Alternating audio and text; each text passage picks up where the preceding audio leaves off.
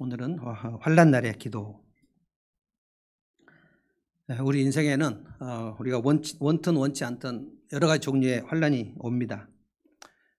오늘 세 번역에는 5절 말씀이 재난의 날이라고 했고요. 5절 재난의 날. 개역성경은 환난의 날 이렇게 했습니다. 재난이나 환난은 우리가 감당하기 어려운 일입니다. 특별히 오늘 본문을 보면 다윗의 지금 그 고백, 다윗의 시편에서 왕이 된 이후 아주 다윗 성에 앉아서 불렀던 찬송이 있고요. 그리고 이제 왕이 되기 전에 사울 왕에게 쫓길 때 불렀던 찬송이 있는데 그 찬송은 다 이제 고난 속에 쫓겨다니면서 아마 14~15년 정도 쫓겨다닌 인생이었던 것 같습니다. 그런데 다윗이 정말 그 안타깝게 하소연하는 것이 뭐냐면, 하나님, 저는 왜 이렇게 원수들이 많을까요? 왜 이렇게 나를 괴롭히는 원수들이 많을까요? 이런 하소연. 정말 죽을 것 같은 시간들이 너무 많았다는 거예요. 이것이 다윗이 구약에서 가장 하나님의 사랑을 받은 사람입니다. 그러니까 이제 신약 성도들이 생각할 때 내가 예수님 믿는데 왜 이렇게 나는 어려움이 많을까요? 라고 얘기하면 하나님이 누구한테 가보라고 할까요? 다윗에게 한번 가봐라. 그래서 시편을 읽어보면 이게 하나님이 사랑하시는 사람들에게 있는 정상적인 일반적인 코스구나라는 것을 알 수 있습니다. 구약의 이제 원수는 신약 성도들이 우리 해석할 때는 우리가 보통 원수 마귀라고 하니까요. 이 다윗의 원수들은 목표가 뭐냐면 다윗을 무너뜨리는 겁니다. 다윗이 무너지는 것, 다윗이 다운되는 것, 다윗의 마음이 어두워지는 것, 이것을 목표합니다. 왜냐하면 하나님이 다윗을 왕으로 세우셔서 이스라엘을 하나님 나라로 세우려고 하는 것을 이 다윗의 원수들은 알아요. 이 원수는 우리로 말하면 원수 마귀입니다. 그러니까 마귀는 지금도 우리의 삶에 끊임없이 우리가 그걸 인식하든 인식하지 않든 많은 일을 합니다. 목표는 하나입니다. 우리가 무너지는 겁니다. 우리가 하나님을 멀리 떠나게 만드는 겁니다. 하나님이 싫어지는 겁니다. 그러기 위해서 가장 먼저 마귀가 하는 일은 우리의 마음을 어둡게 만드는 일입니다. 정말 많이 원수 마귀는 이 일에 성공하는 것 같습니다. 왜냐하면 우리는 자꾸만 마음이 어두워지니까요. 그래서 크리스찬들 중에 마음이 어두워져 가지고 자기 목숨을 끊는 사람들이 너무나 많습니다. 그런데 이제 오늘 다윗은 절대 무너지지 않습니다. 넘어졌지만 일어나요. 다윗은 원수의 그 계략을 알아요. 적의 계략을 알면, 그게 적을 알고 나를 알면 그게 지피지기죠. 지피지기면 백전백승이다. 그러니까 다윗은 원수가 그를 무너뜨리려고 하는 그 계략을 알아요. 그래서 다윗의 인생은 절대 무너지지 않아요. 골리앗 앞에서도 다윗이 무너지지 않아요. 골리앗이 무너져요. 사울 왕은 절대 권력을 가졌는데 결국 사울 왕이 무너져요. 다윗이 안 무너져요. 오늘 이 비결을 우리가 환난 날의 기도를 통해서 좀 배워야 할 것 같습니다. 왜냐하면 우리도 환난이 많으니까요. 오늘 이 말씀, 이 설교는 제가 누구에게 필요한가? 이것이 오늘 지금 토요일 본문이거든요. 매일성경 토요일 본문. 어떤 사람에게 이 설교가 필요할까라고 생각을 해보니까 그냥 이렇게 생각했어요. 삶이 팍팍한 사람들, 내 삶이 너무 힘들고 팍팍하다라고 생각하는 성도들에게 이 설교가 필요하겠다. 그러니까 오늘 이 설교는 내 삶은 절대로 팍팍하지 않다라고 생각하시는 분은 오늘은 들으실 필요가 없을 것 같아요. 네, 정말 나는 정말 팍팍하다. 정말 이렇게 하루하루 살기가 어려운가? 라고 생각되는 분은 오늘 이 기도를 배우면 좋을 것 같습니다. 왜냐하면 삶이 팍팍하면요, 그냥 이 기도를 배우지 않으면 나도 모르게 마음이 이렇게 쭉 골짜기로 들어갑니다. 다윗은 이것을 알아요. 다윗이 생각할 때 내가 지금 골짜기로 쭉 내려가서 하나님을 떠나고 하나님이 멀어지면 원수 마귀가 진짜 아주 탄성을 지르면서 좋아하겠구나. 이걸 알아요. 가끔 제가 소개하는 C.S. 루이스의 책, 우리 젊은이들은 꼭 사서 하나씩 보관하십시오. 스크루테이프의 편지라는 책입니다. 그것은 이제 삼촌 마귀가 조카 마귀에게 크리스찬을 어떻게 무너뜨려야 하는지, 거기에 보면 이제 그 삼촌 마귀가 크리스찬 신자를 담당하는 조카 마귀에게, 이게 신참 마귀인데 성도를 무너뜨리는 일을 하는데 얘가 자꾸 실패해요. 조카 마귀가. 그 삼촌 마귀가 이 환자를, 크리스찬을 환자라고 얘기했습니다. 너네 환자를 어떻게 무너뜨려야 하는지 내가 말해주겠다. 마귀의 계략입니다.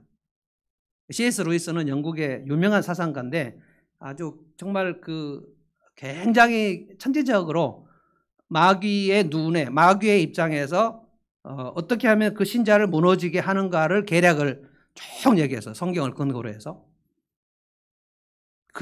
너네 환자가 절대로 하나님 앞에 예배하러 나가지 못하게 해. 너네 환자가 절대로 성경 말씀으로 은혜를 받지 못하게 해.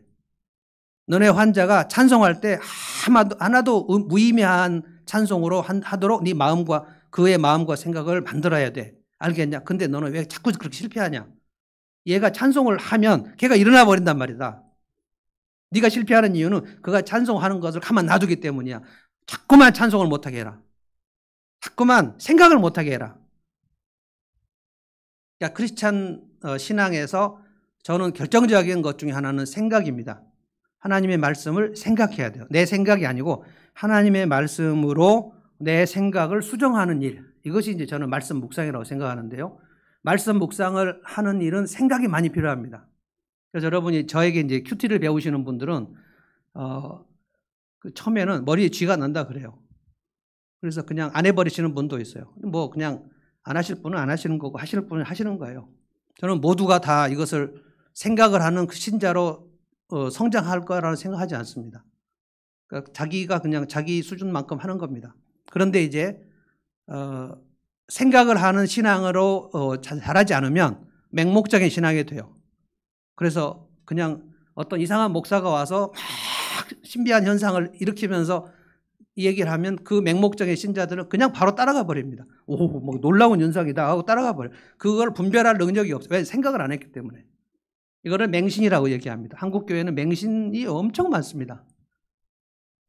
근데 생각을 하는 거는 반드시 읽어야 되고 그 읽은 하나님의 말씀에 따라서 내 생각을 수정해야 돼요. 왜냐하면 내 생각이 쓸데없는 쓰레기 같은 생각들이 되게 많거든요. 혼자만 생각을 많이 해보십시오. 그러면 아무런 유익이 없는 생각으로 빠집니다.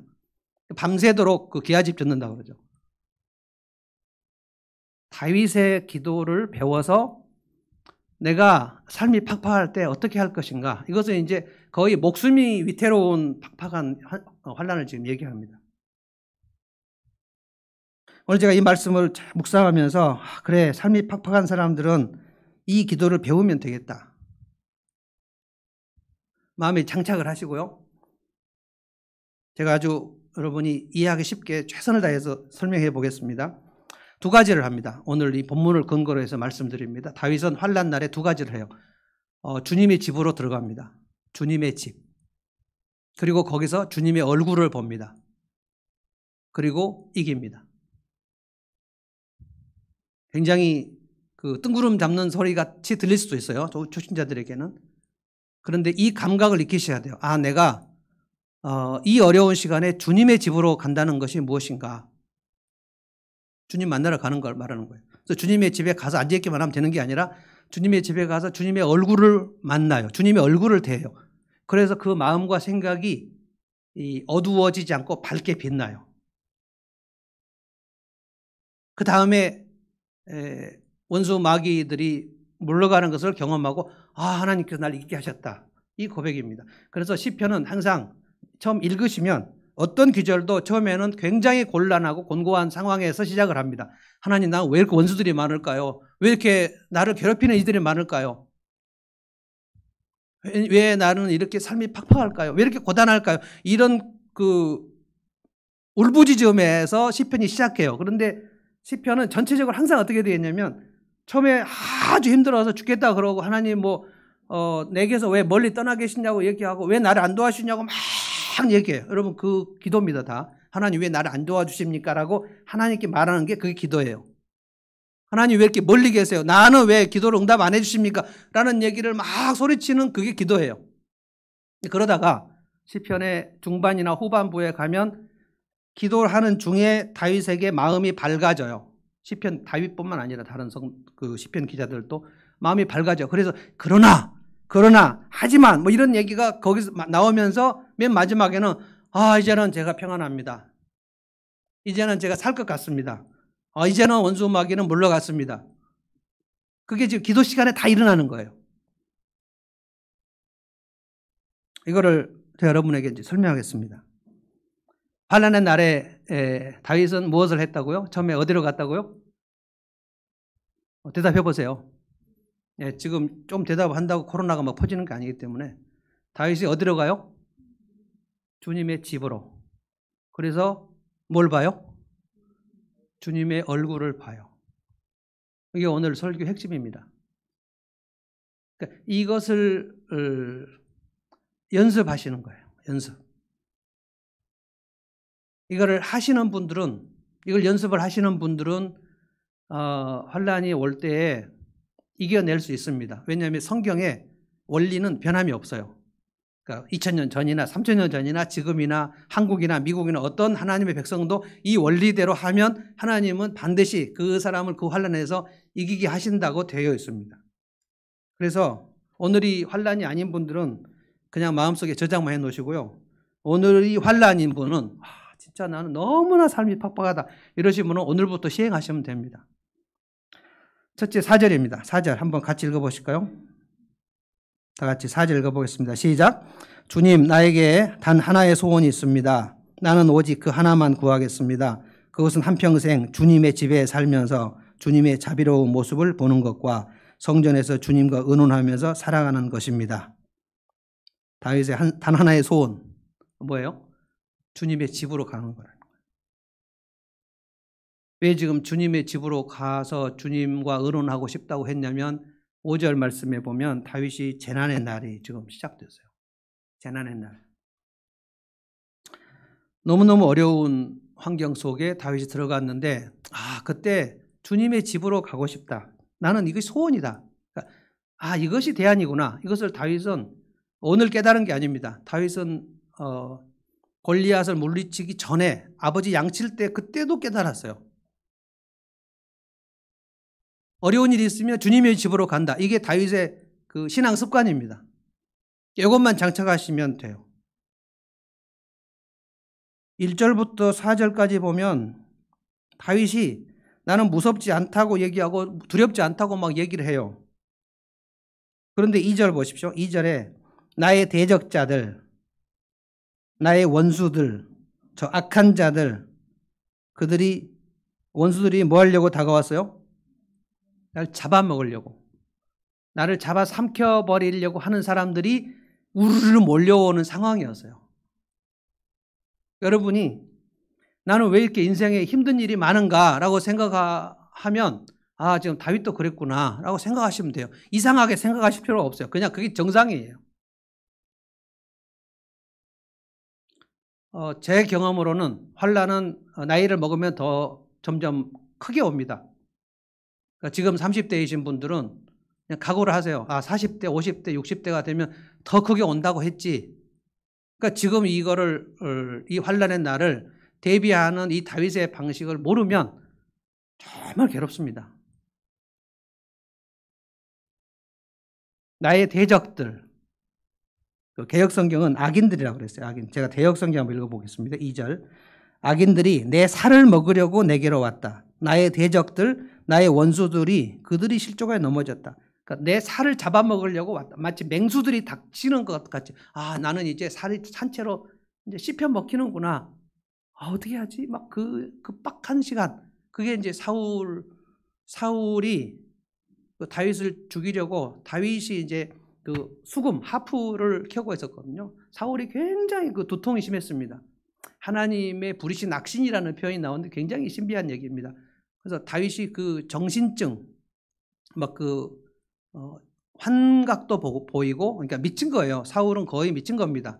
그런데 그 너무나 두통이 심할 때 우리 그 뮤직 테라피 음악 치료 있잖아요. 그 음악 그래서 사울이 내가 지금 두통이 너무 심한데 누가 좀 음악을 그 나한테 전해줄 사람이 없겠느냐 할 때 누군가가 다윗을 추천해서 다윗이 이제 하프를 잘 타서 그래서 이제 다윗이 저쪽에 쓰고 사울이 여기 앉아 있을 때 다윗이 하프를 켜면 굉장히 잘했나 봐요. 다윗은 대단히 그 예술적 감각이 있었습니다.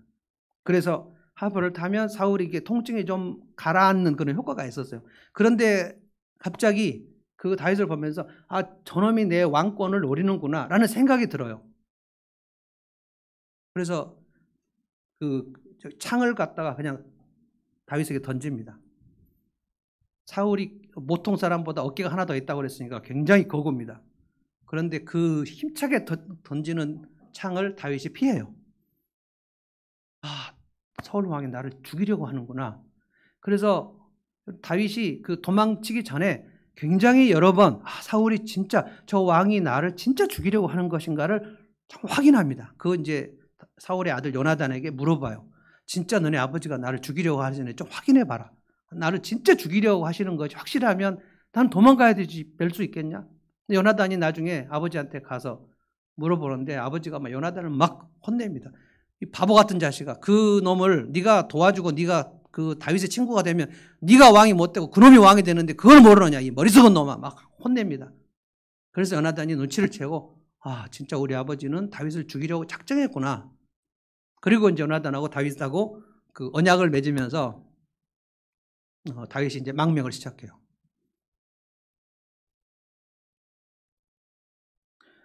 찬송가에 보면 저 마귀는 우리를 삼키려고 저 마귀는 우리를 삼키려고 입 벌리고 달려와도 그 찬송을 그 작사를 하신 분은 아마 이 다윗의 경험을 했던 것 같아요. 아, 마귀가 나를 삼켜버리려고 입 벌리고 달려오는구나. 지금도 원수 마귀는 여러분의 삶을 삼켜버리려고, 그러니까 완전히 그 마음이 완전히 위축돼 가지고 간이 콩알만해진다고 그러죠. 진짜로 두렵고 무섭고 힘들고 외롭고 그래서 세상은 나 혼자구나. 아무도 나를 알아주는 사람이 없구나. 그리고 이 생각,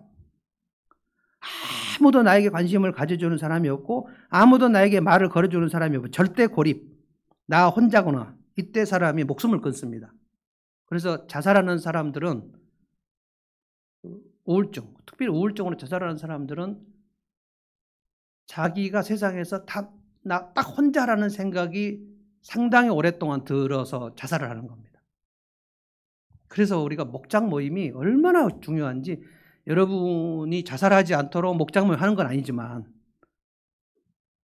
굉장히 많은 효과가 있습니다. 여러분 그 자기의 속 얘기를 하잖아요. 감사한 일도 하지만 힘든 일도 하지 않습니까? 그래서 자기 감정을 얘기할 때 우리 목장 식구들은 그 사람이 얘기를 할 때 절대 핸드폰 하면 안 됩니다. 딴 데 보고 막 일어나 버리고 그러면 안 돼요.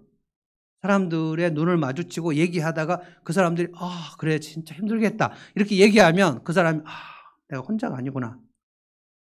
저는 굉장히 지금 50 후반부터 60이 되는 이 인생길을 걸어가면서 사람에게 가장 중요한 게 이거구나, 혼자가 아니구나, 이 생각을 해야 살아나는구나, 여기서 살 힘이 생기거든요. 내가 혼자가 아니야. 그래서 우리 개척가정교회 목사님들 수련회 때도 1박 2일의 주제가 그겁니다. 혼자가 아니야. 일어나 같이 가자. 그래서 뭐 이렇게 목회를 잘하고 성과를 많이 내고 이것을 목표하는 게 아니라 그냥 쓰러지지 않게 하는 거예요. 쓰러지지 않게. 혼자라고 생각되면 무너져 버립니다. 마음이 무너져 버려요. 마음이 무너진 사람은 일이 잘 돼도 아무런 그 의미가 없어요.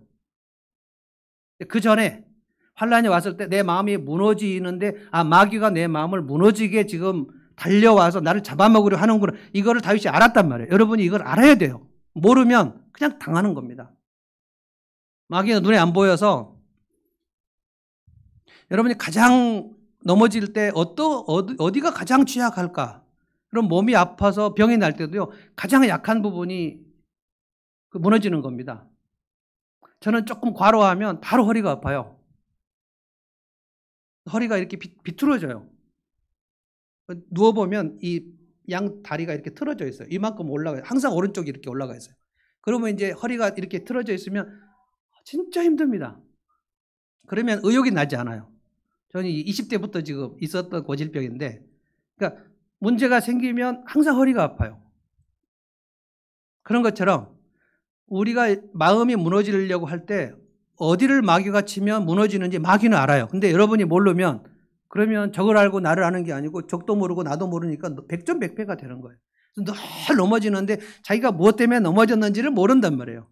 그래서 주님을 떠나버려요. 신앙도 떠나버리고요.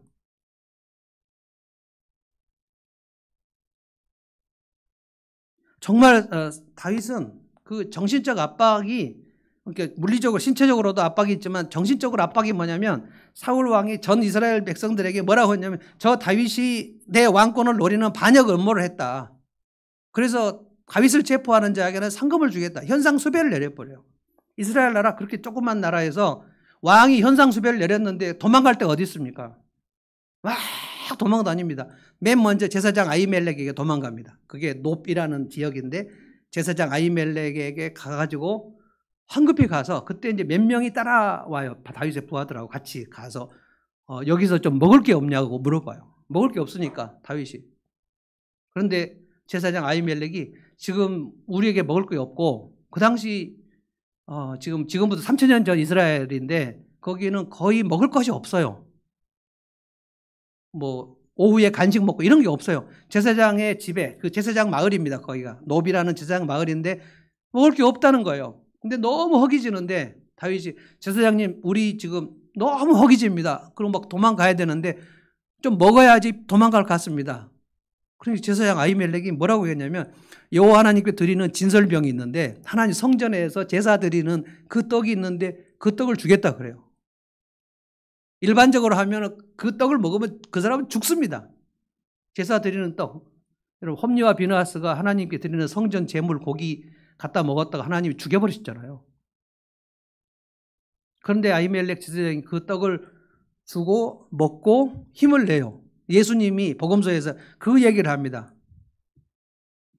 제사장만 먹는 떡을 다윗이 먹었는데 죽지 않았다. 하나님이 그때 봐주셨다는 거예요. 그리고 다윗이, 혹시 무기가 없습니까? 그 당시에 이스라엘은 무기가 없어요. 전부 다 나무떼기밖에 없습니다. 나무떼기. 뭐죠? 나무 막대기, 지팡이 뭐 이런 거밖에 없어요. 그러니까 이스라엘 백성들은 철기 무기가 없습니다. 그건 블레셋에 있어요. 블레셋은 철기 무기를 가지고 있고, 그러니까 블레셋 골리앗은 쇠 갑옷 입고 창 들고 막 오는 거고, 이스라엘 백성은 나무밖에 없어요. 그러니까 쇠를 대장장이 기술이 없어가지고 못했습니다. 혹시 무기가 없습니까? 제사장님. 그러니까 아히멜렉 제사장이 그때 뭘 갖고 있었냐면 골리앗의 칼을 보관하고 있었어요. 네가 죽인 골리앗 칼이 여기 있다. 그래서 그 골리앗의 칼을 주고 떡을 주고, 그래서 다윗이 도망갑니다. 굉장히 급박하죠. 그런데 그 장면을 사울의 부하인 에돔 사람 도액이 그때 마침 성전 어귀에 머뭇거리다가 그 장면을 봐요. 그리고 그 사실, 제사장 아히멜렉이 다윗을 도와줬다는 것을 사울 왕에 가서 급히 보고합니다. 그래서 사울 왕이 그 제사장 마을을 다 도륙을 시켜버려요. 제사장 아히멜렉도 죽여버리고요. 제사장 85명을 그 도액에게 그 칼 줘가지고 다 죽여버립니다. 그리고 그 제사장 마을에 있는 어린아기까지 다 죽여버려요. 다윗을 도와줬기 때문에. 이 얘기를 다윗이 들을 때 그 아히멜렉 아들 아비아달이 혼자 빠져나와가지고 다윗에게 이 얘기를 합니다. 우리 아버지 아히멜렉하고 그 제사장 85명이 그날 도액의 칼에 다 죽여버렸는데 나만 빠져나왔다고. 그러니까 뭐 정신이 없는 상황입니다. 어떻게 도망 다닙니까? 거기 보면 이제 이 사무엘상 얘기예요, 전부. 지금 다윗의 삶을 공부하는 분들은 이 얘기를 지금 다 알고 있는데, 그래서 그일라라는 지역으로 도망갔는데 그일라 지역에서 피신을 좀 했다가 산속으로 도망갔는데 사울의 군대가 와서 그일라 주민들에게 여기 다윗 왔지? 말하지 않으면 다 죽인다. 그러니까 거기 아히멜렉 제사장 다 죽인 거를 그일라 주민들이 알아요. 그러니까 다윗이 숨어 있는 것을 말하지 않으면 다 죽는다는 거 알아요. 사울의 군사들이 혈안이 돼 있습니다. 다윗을 찾아내야 되니까. 저놈은 반역자니까. 그래서 그일라 주민들이 다윗이 어디 숨어 있다고 얘기를 해줘 버립니다. 다윗이 많이 도와준 그일라 주민들인데 다윗이 하나님께 기도해요. 하나님, 사울의 군대가 쫓아올 때 혹시 그일라 주민들이 저가 있는 곳을 사울의 군사들에게 알려줄까요? 라고 물어봐요. 근데 하나님께서 알려줄 거다. 어떻게 해야 됩니까? 도망가라. 그래서 산 위로 급히 도망갑니다. 그리고 사무엘상을 꼭 읽어보셔야 돼요. 삶이 팍팍하신 분들은 다윗이 얼마나 팍팍했는지, 산 위로 도망갔는데 사울의 군사들이 다윗이 어디에 숨어 있는지를 알고 산 꼭대기로 올라옵니다. 사방으로 포위해가지고 겹겹이 싸서 올라와요. 지금 이 상황입니다. 원수들이, 나의 대적들이 나를 잡아먹으려고 좀 올라오는구나. 그걸 보는 상황이에요. 3절에 군대가 나를 애워쌌구나. 근데 산 위에 있어요. 근데 산 밑에서부터 쫙 토끼마을이 하듯이 올라오는 그 상황입니다. 다윗이 지금 이때 어떻게 해야 됩니까? 어디로 도망을 합니까? 산 꼭대기에서. 우리 인생살이 중에 이런 시간들이 환란이라는 거예요. 그러니까 그 정도가 아니면 사실 환란이라고 말하기도 어려워요. 그냥 딱 죽을 만한 상황입니다. 도망갈 데가 없어요. 그때 다윗이 지금 이 기도를 하는 거. 하나님, 제가 주님의 집으로 가겠습니다. 그 산 꼭대기에 주님의 집이 있을까요? 뭘까요? 이 주님의 집은 주님을 찾는 거예요.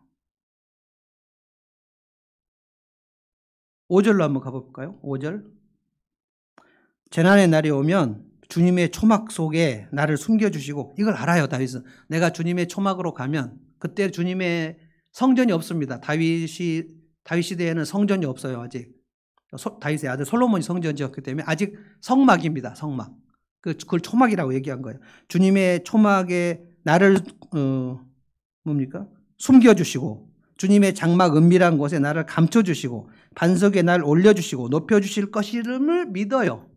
내가 주님의 집으로 가면 주님께서, 지금 사울의 군대가 막 포위해서 올라오고 있는데 주님이 나를 감추어 주실 것이다. 주님이 나를 숨겨주실 것이다. 지금 숨도 못 쉬겠는데 주님 앞에 이 기도를 할 때 아마 헉헉 거리면서 기도하지 않았을까요? 아마 신음소리 하면서, 주님, 나 어떻게 합니까? 주님 어떻게 합니까? 나 여기 왔습니다. 주님 집에 왔습니다. 도와주십시오. 어떻게 합니까? 그런데 이제 이거는 주님의 집으로 간 사람은 주님이 감춰주시고 숨겨주시고 여기 있다 은밀한 곳에 숨겨주셨다.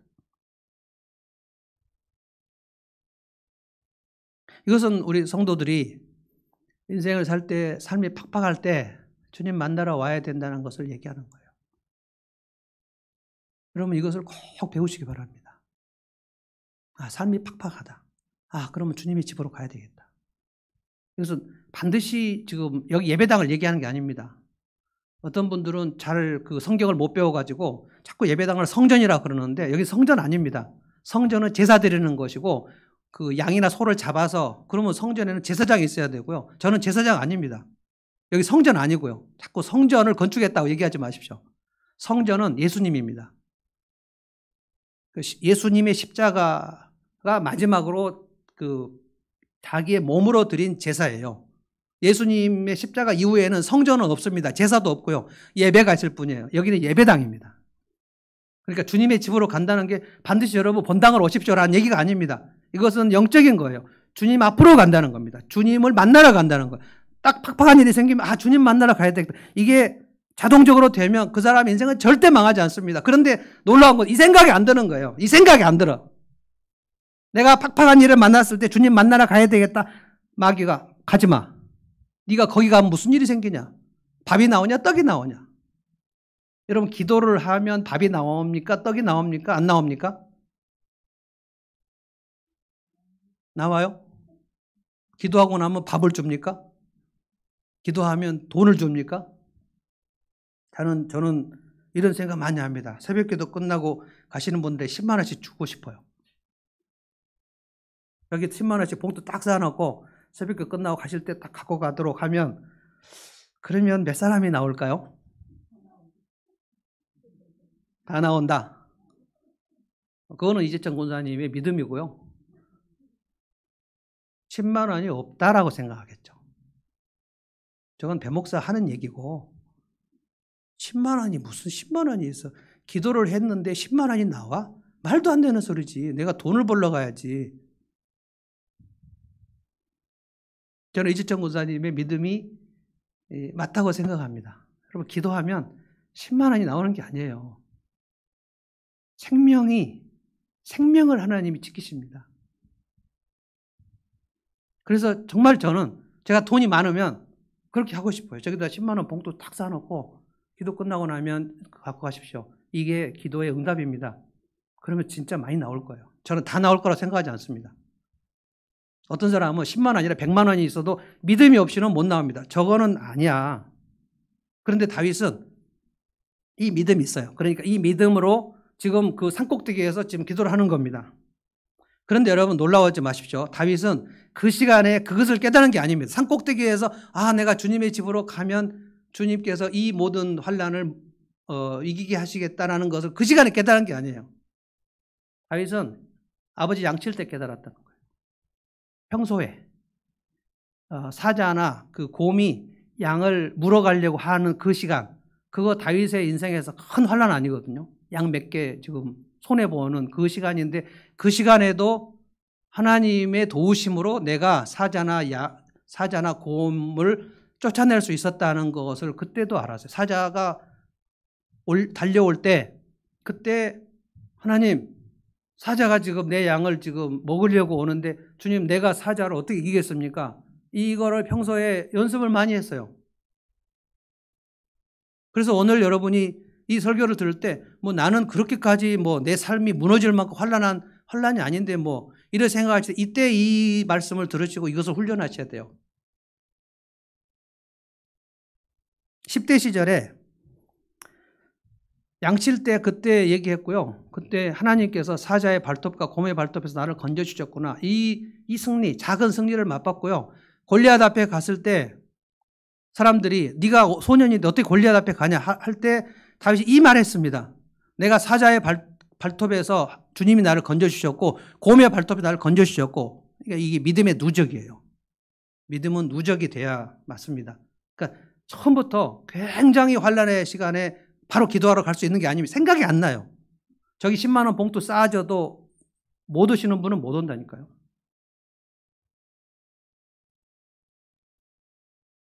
믿음은 갑자기 올라가는 법이 없습니다. 여러분이 초신자 시절에 믿음을 차근차근 쌓아가셔야 돼요. 여러분, 유치원 믿음이 갑자기 대학원 믿음으로 훅 뛰는 법은 절대 없습니다. 그런 과정은 성경적 과정이 아닙니다. 믿음이 갑자기 커지는 법 없어요. 믿음은 굉장히 차곡차곡 쌓아집니다. 그래서 아주 잠깐 어려운 시간에 주님의 집으로 가시는 연습을 해야 인생에 환난이 왔을 때 그때도 갈 수 있어요. 여러분, 민방위 훈련을 왜 합니까? 우리나라는 아직 종전이 안 됐죠. 휴전 상태입니다. 우리는 남북이 아직 대치 상태예요. 그래서 민방위 훈련을 왜 하냐면 매번 막 사이렌 소리 나면 전부 막 어디로 막 가는, 이거 진짜 귀찮은 일이지만 그거 왜 하냐면 전쟁을 대비해서 하는 거거든요. 일본은 그 전쟁을 대비하는 게 아니고 늘 지진 대비를 하지 않습니까? 그래서 초등학교 때부터 사이렌 딱 올리고, 일본은 그 어린아이들이 그 자기 책상 밑으로 쏙 들어가는 그 훈련을 하고, 사실 지진이 문제죠, 지진이. 그러니까 지진이 안 날 때도 지진을 대비해야 지진 날 때 살아날 수 있다. 이게 일본 사람들은 딱 장착이 되어 있어요. 우리는 일본 사람들 지진 대비하는 것보다 우리는 전쟁 대비를 별로 안 해요. 요즘에 막 민방위 사이렌 울려도 그냥 막 차 다니고 전쟁이 나겠어? 라고 생각하는데, 내 인생에서 환란이 오겠어? 이제까지 내게 무슨 그런 큰 환란이 안 왔는데 앞으로 내 인생에 큰 환란이 오겠어? 질문하겠습니다.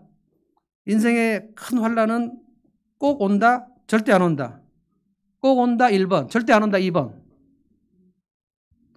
오늘 권사님이 아주 개인 상태가 좋으신가 봐요. 여러분, 배드 뉴스입니다. 꼭 옵니다. 꼭 와요. 반드시 옵니다. 나는 이제까지 살면서 그렇게 큰 환란이 안 왔어 라고 생각하시는 분들은 큰 코 다치십니다. 하나님이 사랑하시는 자녀들은 믿음을 키우기 위해서 반드시 환란을 주십니다. 하나님이 다윗에게 환란을 안 주실 수 없어가지고 하나님 능력이 없어가지고 다윗의 환란을 그렇게 주신 것이 아니거든요. 왜냐하면 하나님을 의지하는 그 믿음을 키우기 위해서는 내가 할 수 없는 상황이 너무 많이 있어야 돼요. 그래야 하나님을 의지합니다. 다윗에게는 환란이 언제 왔냐면 사울이 다윗을 죽이려고 할 때부터 환란이 왔습니다. 그런데 사울이 다윗을 왜 죽이려고 했습니까? 그 시점이 다윗이 자기 인생에서 가장 엄청난 성공을 거둔 직후입니다. 그게 골리앗을 죽인 날이거든요. 골리앗을 죽였는데 그래서 승전을 했지 않습니까? 그런데 여인들이 다윗을 보고 이렇게 혹했는지 찬양을 했는데 여호와께 찬양을 했는데 사울은 천천히요 다윗은 만만히 이로세 이렇게 노래를 불렀어요. 그게 객관적으로 보면 이상한 게 아닙니다. 천이나 만이나 그건 많이 죽였다는 거예요. 다윗도 용사고 사울도 용사다. 근데 사울이 그게 꽂힙니다. 내가 천천히고 다윗이 만만이야? 그러면 이놈이 내 왕권을 도전하겠구만. 이런 생각해서 죽이려고 그랬어요. 그러니까 다윗의 환란이 시작된 거는 인생의 가장 큰 성취 이후에 바로 생겼다는 거예요. 여러분에게 큰 환란이 없는 것은 여러분에게 큰 성취가 아직 없는 거예요. 일이 정말 잘 풀린 그 직후에 환란이 옵니다. 어떻게 하시겠어요?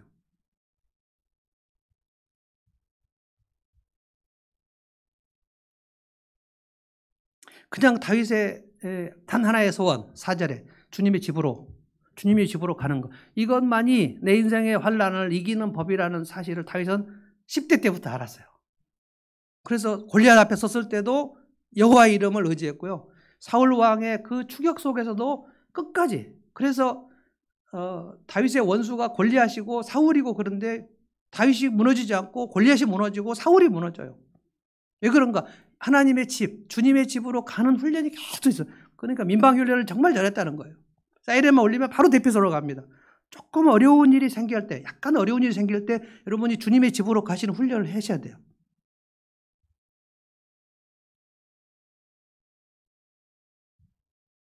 저는 여러분 자녀들을 키우시는 분들에게 얘기합니다.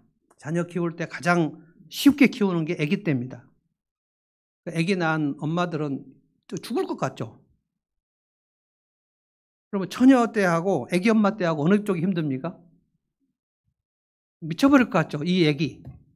너무 이쁜데 너무 귀찮고. 이게 막 정말 사랑스럽고 정말 믿고 막. 그래서 이 엄마들이 우울증에 걸리는 이유가 정말 내가 사랑해야 되는데, 마땅히 사랑해야 되는데 새끼인데 너무 귀찮고 막 믿고 힘들고 그러니까 마음속에 여러분이 그런 생각 했는지 안 했는지 혼자만 생각하십시오. 대답하지 마세요. 아, 죽었으면 좋겠다. 없었으면 좋겠다.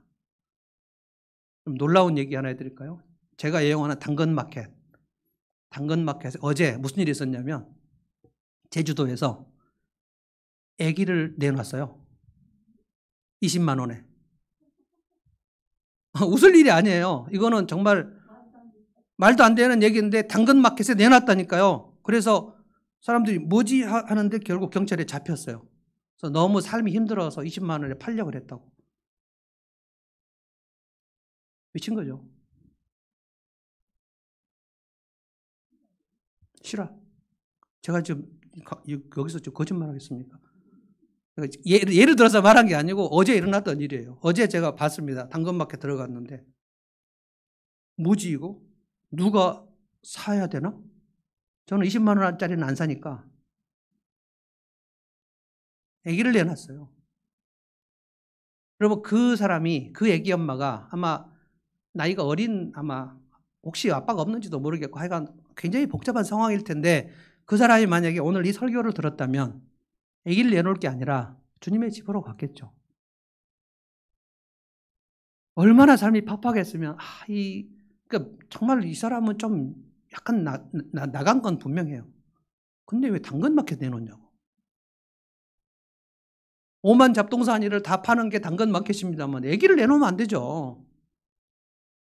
내 새끼가 내 삶에서 없었으면 좋겠다고 생각될 정도면 이 사람은 아마 삶을 마감하기 직전 상태 같아요. 그런 일이 지금 우리 세상에 벌어지고 있습니다.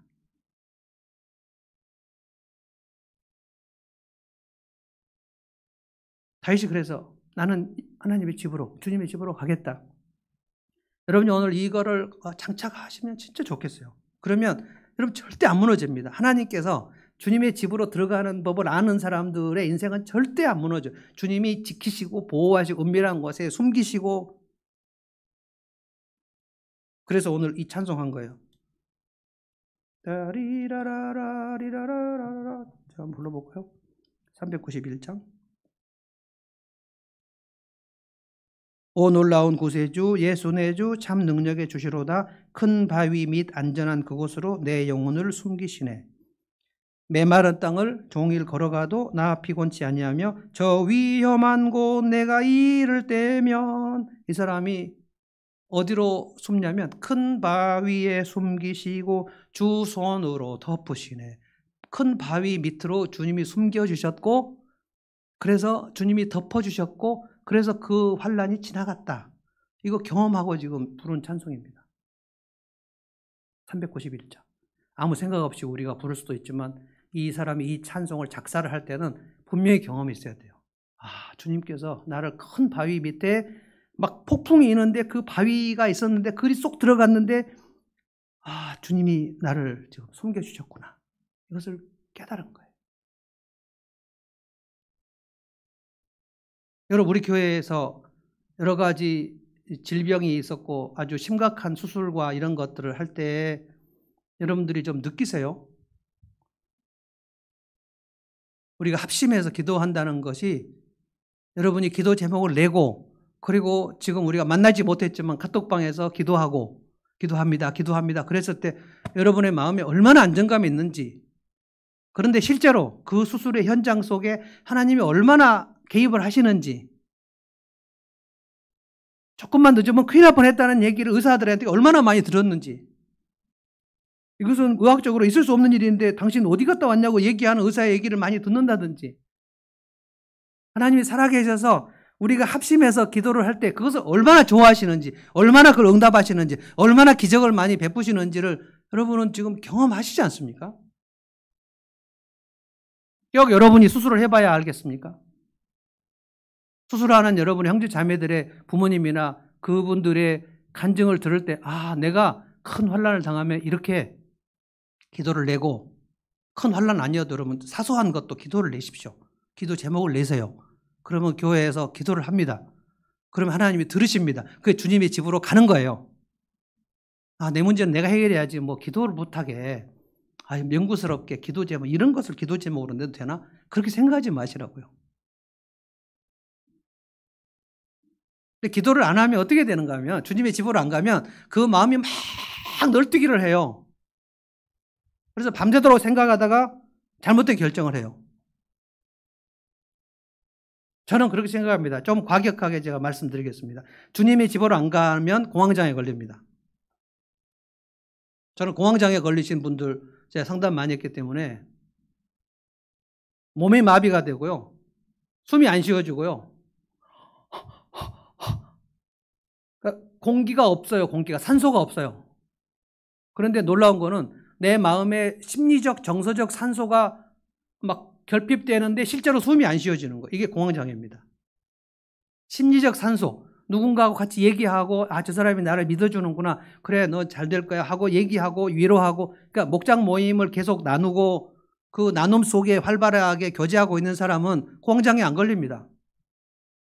혼자 있는 사람. 뭐 목장에 가면 뭐해. 그냥 혼자 텔레비나 보지.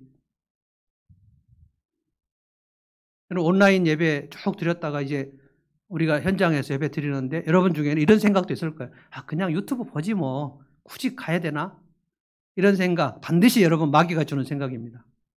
온라인 예배는 절대로 모일 수 없는 상황에서 피치 못하게 하는 겁니다. 그런데 그게 습관이 되면 아, 그냥 뭐 유튜브 보지 뭐. 하늘문 TV 틀고 집에서 이렇게 그게 좋았는데 여러분 절대 좋았지 않았거든요. 정말 모일 수 없어서 그거라도 한 겁니다. 주님의 집으로 안 가는 분들은 공황장애 걸립니다. 대한민국 현실은 그렇습니다. 마음이 막 널뛰기를 해요. 그럼 마귀가 여러분의 마음을 헤집어 놓으면 그럼 감당할 수 없습니다. 마치 마음속에 쥐새끼가 돌아다니는 것처럼 막 힘듭니다. 이 훈련, 주님의 집으로 가는 훈련 안 하시는 분은 도리가 없어요. 두 번째 뭡니까? 환난 날에 다윗은 어디로 갔다고요? 주님의 집으로 가서 뭘 봤다고요? 주님의 얼굴을 봤다는 거예요. 주님의 얼굴. 8절입니다. 한번 읽어볼까요? 다 같이 한번 읽어봅시다. 8절 시작. 주님께서 나더러 내게 와서 예배하여라 하셨을 때 주님 내가 가서 예배하겠습니다 하고 대답하였으니 9절도 읽을까요? 주님의 얼굴을 내게 숨기지 마십시오. 주님의 종에게 노하지 마십시오. 나를 물리치지 말아주십시오. 주님은 나의 도움이십니다. 나를 버리지 말아주시고 외면하지 말아주십시오. 주님은 나를 구원하신 하나님이십니다. 이 8절에 내게 와서 예배하여라 이 번역은 좀 재미없어요. 거기 보면 내게 와서 예배하여라 기억이라고 되어 있잖아요. 기억. 그 각주 밑으로 보면 기억 밑에 보면 너희는 내 얼굴을 찾으라 라고 되어 있습니다. 그러니까 번역을 두 가지로 할 수 있는 것 같은데 저는 주님이 다윗에게 너 내 얼굴을 찾아라. 내 얼굴을 봐 라고 얘기하신 걸로 번역하는 게 맞다고 봅니다. 개역성경은 그렇게 얘기했어요. 너희는 내 얼굴을 찾으라 하실 때 내가 마음으로 주께 말하되 여호와여 내가 주의 얼굴을 찾으리이다 하였나이다. 주의 얼굴을 내게서 숨기지 말아 주십시오. 주님의 얼굴을 숨기지 말아달라는 거예요. 그러니까 주님의 집으로 가서 지금 다윗이 한 일은 뭐냐? 주님의 얼굴을 보는 일입니다.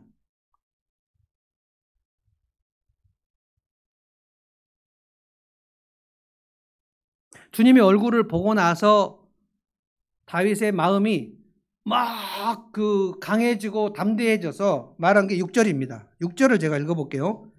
놀라운 얘기를 했습니다. 그때 나는 나를 애워싼 저 원수들을 내려다보면서 머리를 높이 치켜들겠다. 주님의 장막에서 환성을 올리며 제물을 바치고 노래하며 주님을 찬양하겠다. 여러분 산꼭대기에서 지금 무슨 찬양을 하겠다는 거예요. 마음이 굉장히 담대해져 버렸어요. 주님의 얼굴을 보니까 내가 지금 여기서 마음이 쫓길 이유가 없네. 사울의 군사가 쫓아오는데 다윗의 마음이 평안이 되어버렸어요. 이게 신앙의 비결입니다. 다윗은 이게 굉장히 오랫동안 훈련해서 이거는 죽음의 공포 앞에서도 평안해져 버려요. 저는 이게 초신자들에게 굉장히 어렵게 느껴집니다. 어렵게 들릴 겁니다.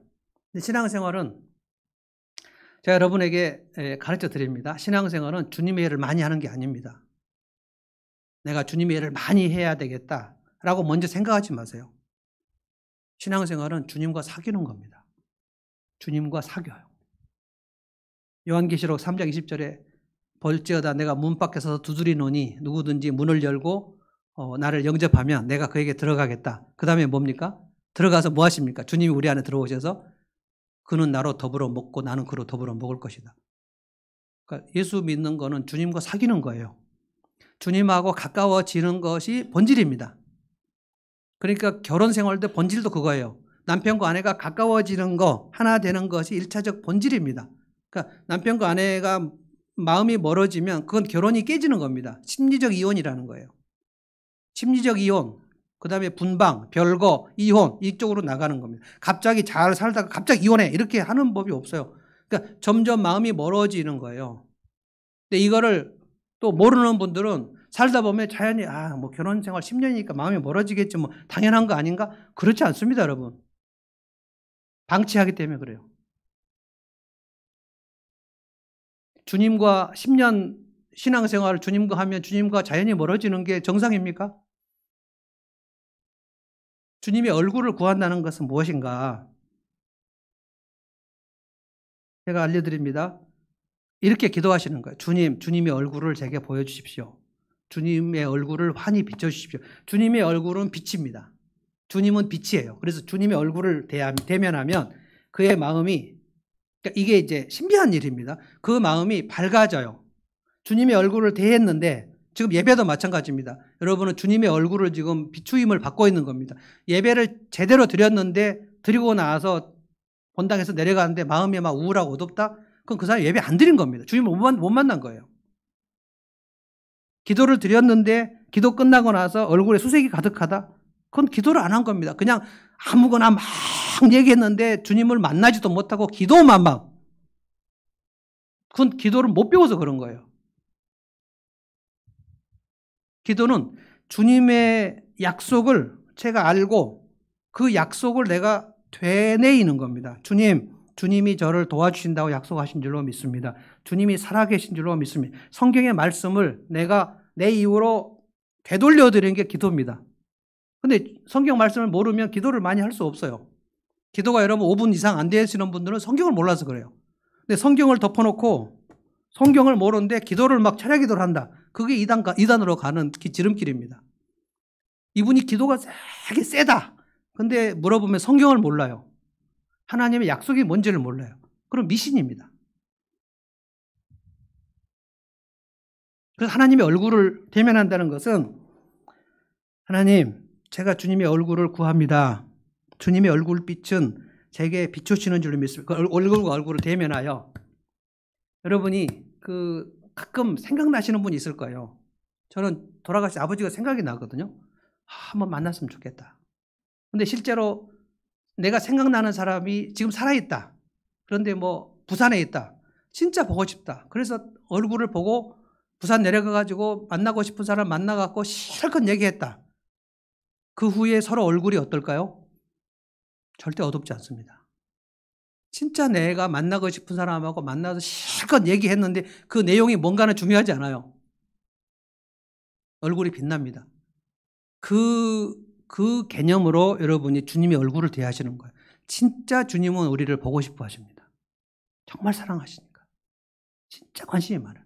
제가 나를 만나러 왔으면 좋겠다. 와라. 목사의 설교를 통해서도 주님의 얼굴을 만나러 오라는 계속 콜링을 받죠. 여러분이 순종하시고 주님의 얼굴을 찾으러 이제 가시면 어떤 일이 나는가? 모세가 시내산 올라가가지고 40일 동안 주님의 얼굴을 대면했습니다. 그리고 십계명 두 돌판 데리고 내려왔는데 백성들이 보니까 그 모세 얼굴이 어땠어요? 빛이 났어요. 너무 빛이 나서 수건으로 가려울 정도예요. 너무 막 비치니까. 여러분 운전할 때 햇빛 쫙 비치면 우리 가림막 가리잖아요. 너무 얼굴이 비친 거. 40일 동안 주님의 얼굴을 대했기 때문에.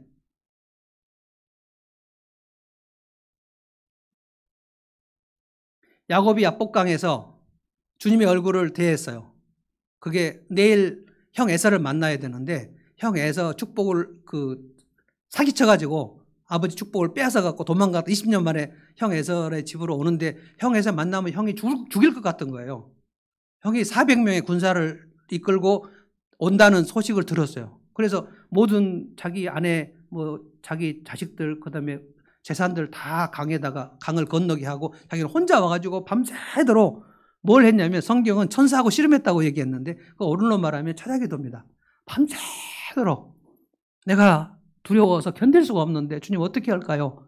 그런데 그 천사가 새벽 무렵, 동틀 무렵에 이제 진짜 이거는 우화처럼 되어 있는데 그 야곱의 대퇴부 여기 엉덩이 뼈에 있는 거기를 탈골을 시켜버립니다. 그러면서 네 이름이 뭐냐? 라고 물어봐요. 제가 야곱입니다. 야곱은 속이는 자란 뜻이거든요. 그 이름 갖고 이제 살지 말고 이스라엘이라고 해라. 새 이름을 줘요. 그리고 나서 천사에게도 이름을 물어봐요. 당신 이름이 뭡니까? 어찌하여 하나님 이름을 묻느냐? 하고 천사가 없어져 버려요. 그런데 야곱이 그 마음 속에 어젯밤에 형을 만나면 이제 내일 형을 만나면 난 죽을 것 같다. 막 그 공포와 두려움이 싹 사라졌어요. 뭐지 이거? 괜찮은데? 괜찮네? 안정감이 와요. 그래서 야곱이 그 지명을 뭐라고 했냐면 브니엘, 파니엘. 파니엘은 뭐냐면 엘은 하나님이고 파니는 얼굴입니다. 브니엘, 우리말로 브니엘, 하나님의 얼굴이다. 여기가 하나님의 얼굴. 내가 하나님의 얼굴을 대면했다. 그러고 나서 에서를 만났는데 에서가 기뻐갖고 막 끌어안고 막 그 두려움이 사라져 버렸어요. 여러분 이것이 신앙의 비결이고 믿음의 큰 유익입니다. 지금 내 삶이 막 원수가 몰려오는 것 같은 시간인데 주님의 집으로 들어갔고 그리고 주님의 얼굴을 봤어요. 그러면 상황 끝. 어디가 해결되냐면 마음과 생각이 해결돼요. 마음과 생각.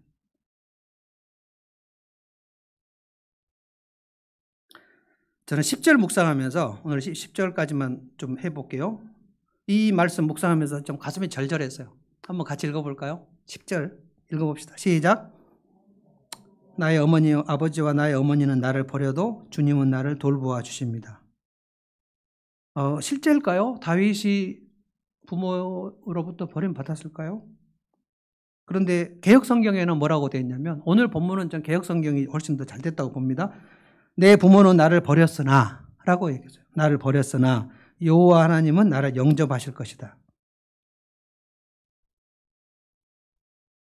다윗이 부모로부터 버림받았는지는 정확하지 않습니다. 이걸 가정법으로 얘기했는지 실제 상황인지는 알 수 없는데 여러분 사무엘상 16장 보면 다윗이 아버지의 사랑을 듬뿍 받지 못한 건 사실입니다.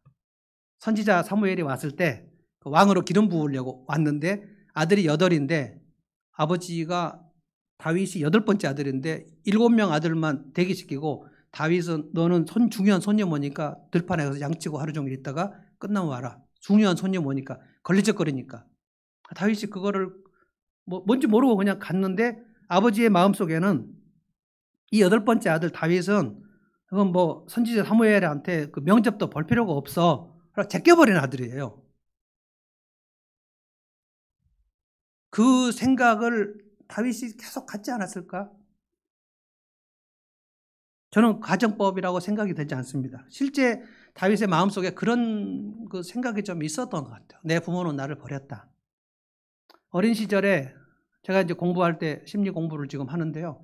어린 시절에 가장 큰 심각한 부정적 경험이 3가지입니다. 첫 번째는 학대, 두 번째는 유기, 세 번째는 방치.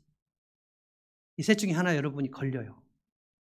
부모로부터 학대받는 사람, 그 다음에 부모가 버려버린 사람, 유기, 그냥 버리는 거예요. 그 제주도 당근마켓 내놓은 그 아줌마 버려버려요. 그리고 세 번째는 방치. 버리진 않았지만 그냥 돌보지 않은 거예요. 그래서 혼자 커야 되는 어린 아이들. 그리고 이제 또 하나가 있는데 이거는 부모가 너무 과잉을 해갖고 과보, 이 4가지가 그 어린 아이에게 있어서 실제적인 심각한 장애입니다. 여러분 4가지 중에 하나 안 걸리는 경우가 없어요. 학대를 받았거나 버림받았거나 방치됐거나 과잉 보호됐거나. 그런데 저는 다윗의 이 고백, 10절의 이 고백으로 근거를 해서 그리고 저의 인생을 근거로 해서 여러분에게 감히 말씀드립니다. 어린 시절에 심각한 상처가 있었다 할지라도 우리 주님의 돌보심과 주님의 얼굴을 다시 빛을 비추임을 받으면 얼마든지 해결될 수 있어요. 요셉도 형들, 아버지는 요셉을 또 너무 사랑해가지고 과잉을 했고 형들은 집단으로 요셉을 죽여버리려고 했죠. 요셉은 형들의 눈에서 그 혈안이 된 얼굴을 보고 평생 동안 트라우마했는데 요셉이 뭐라고 그랬습니까? 므낫세 낳고 내 아버지 집의 모든 문제를 다 치유해 주셨다. 저는 그래서 어렸을 적에 심각한 그런 그 상처들이 있다 할지라도 그게 인생의 결정적인 게 아니다. 좋은 공동체에 만나가지고 하나님 만나고 좋은 교회에 만나서 목장 모임에서 잘 나누고 교제하고 그러면 얼마든지 되살아납니다. 지금 다윗이 자기가 섬기는 여호와 하나님이 나를 돌보신 것을 생각하면서 지금 사울의 군대가 몰려오고 있는 상황인데 괜찮겠네? 문제가 안 되는데? 그러니까 마음과 생각을 하나님 지켜주신다는 거예요. 이걸 사도 바울이 로마서 8장에서 막 그 흥분해가지고 뭐라 그러냐면 하나님께서 우리와 함께 하시면 하나님이 우리를 위하시면 누가 우리를 대적하겠는가? 자기 아들을 아끼지 않고 내어주신 하나님의 사랑인데 그 하나님이 아들과 함께 다른 것을 뭘 아끼시겠는가? 환난이나 생명이나 현재 일이나 장래 일이나 높음이나 깊음이나 어떤 피조물도 우리 주 예수 그리스도 안에 하나님의 사랑에서 우리를 끊을 수 없으리라. 안전하다는 거예요. 안전한. 여러분 그 다윗의 모든 환난, 두려움이 사라져버려요. 저는 두 가지 여러분에게 지금 말씀드렸는데 충분하지는 않다고 봅니다. 그러나 여러분이 이것을 듣고 잘 이해가 안 되시면 여러분의 목자들에게 물어보십시오. 여러분 목녀들에게 물어보십시오. 그렇게 하라고 목자 목녀가 있는 거거든요. 오늘 설교에 주님의 집으로 들어간다고 했는데 그게 뭔지 잘 감이 안 잡힌다. 주님의 얼굴을 구하라고 했는데 주님의 얼굴을 구한다는 게 목녀님 뭐예요? 물어보면 목녀님 몰라요. 이렇게 대답하시면 안 돼요. 주님의 얼굴을 구하는 법을 모르고 목녀를 하면 안 됩니다. 주님이 집으로 들어가 보신 경험이 있고 주님의 얼굴을 구해서 그의 얼굴빛이 내 삶이 밝게 빛난 경험이 있어야 누구를 목양할 수 있습니다. 여러분 중에 지금 불신자 가족들을 전도해야 되시는 분들, 그분들은 반드시 사명이 있어요. 여러분 얼굴빛이 밝아야 됩니다. 예수 믿고 밝아져야 반드시 여러분보다 어두운 얼굴이 영향을 받지. 여러분 예수 믿고 있는 하늘목교회 다니고 있는데 얼굴빛이 어둡다. 그럼 여러분 절대 전도 못합니다. 어제도 말씀드렸는데 이 화장품 좀 써봐. 그리고 화장품을 내밀고 있는 친구에게 내밀고 있는데 그 화장품을 썼더니 굉장히 피부가 좋아졌어. 그런데 내 얼굴 피부는 뭐가 잔뜩 났다. 그러면 그 화장품 쓰겠습니까, 친구가? 여러분 이 비결을 여러분이 장착하시기 바랍니다. 장착하시면 여러분 인생 절대 무너지지 않습니다. 그런데 환난은 올 것입니다. 20대, 30대, 40대, 50대, 60대 점점 심하게 옵니다. 그런데 이겨낼 수 있어요. 이겨낼 수 있습니다.